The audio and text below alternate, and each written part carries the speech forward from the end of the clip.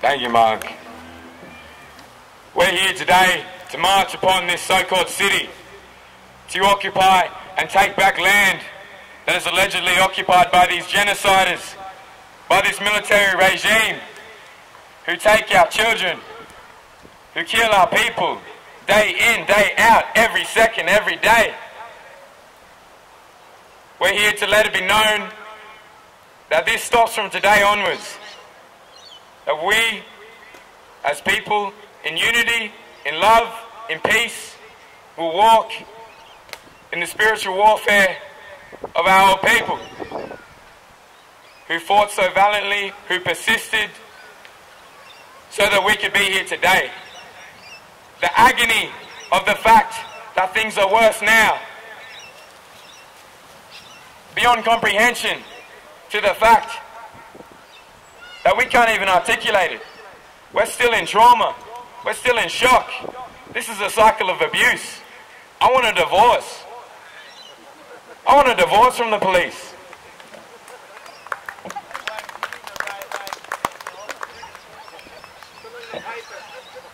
Where's my prenup?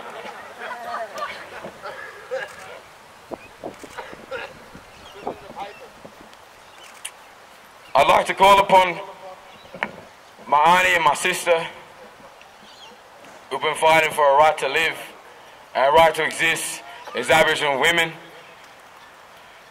to have a right to rear our future. Because without our future, there is no point.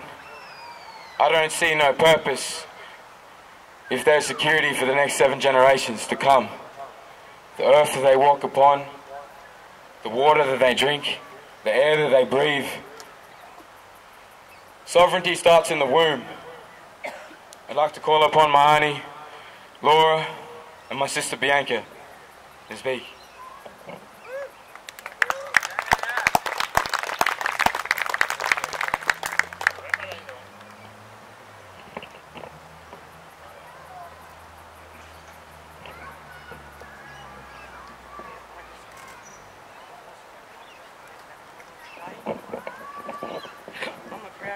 Woman, you know, who's carried fear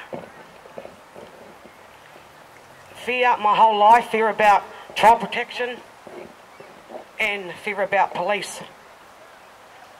You know, this journey, because that's what I now class it as, it's a journey about change. I never thought, you know, 12 months ago I would be standing here doing what I'm doing. You know, I also class it as a fucking nightmare. You know, not only did they take my grandchildren, my 4 grandchildren, but they took my 3 children. So from my immediate family, there was only 9. So I've only got 2 at home.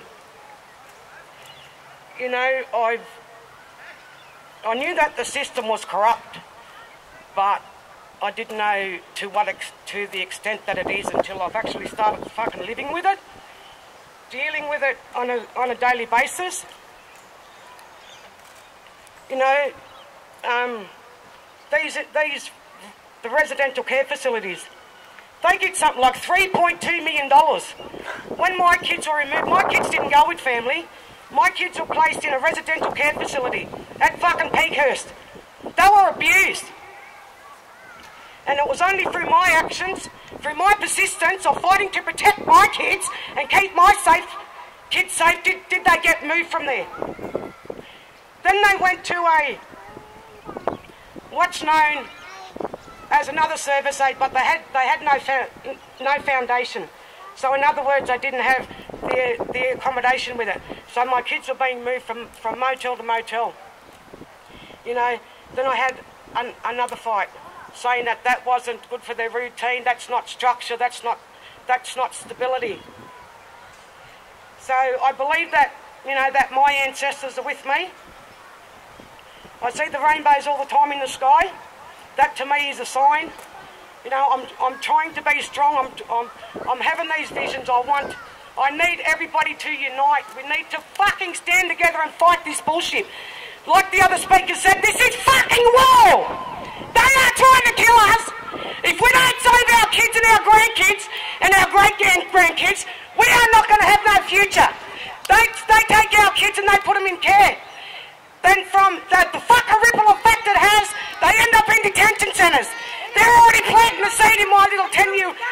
little 11-year-old baby's head.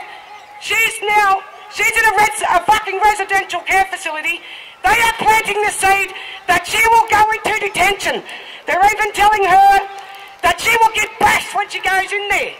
This is the fucking pathway they are trying to set my children up for. You know, this is not about just my children.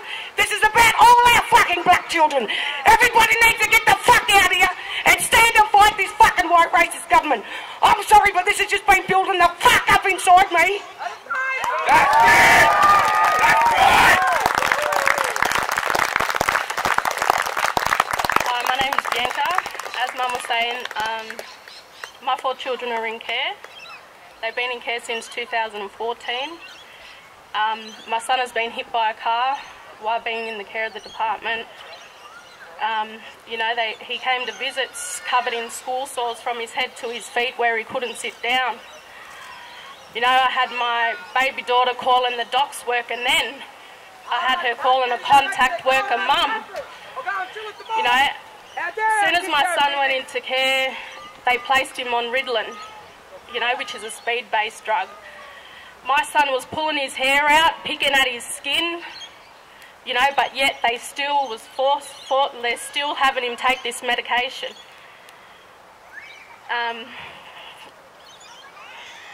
I became a part of Grandmothers Against Removals, the Sydney group, to fight for change, you know, to bring my children home, my siblings home, and all the other Aboriginal children out there. And like everyone else has said, we all need to unite and come together as one. The only way that things can change is if we all come together and fight as one. That's the only way we're going to get change. Thanks.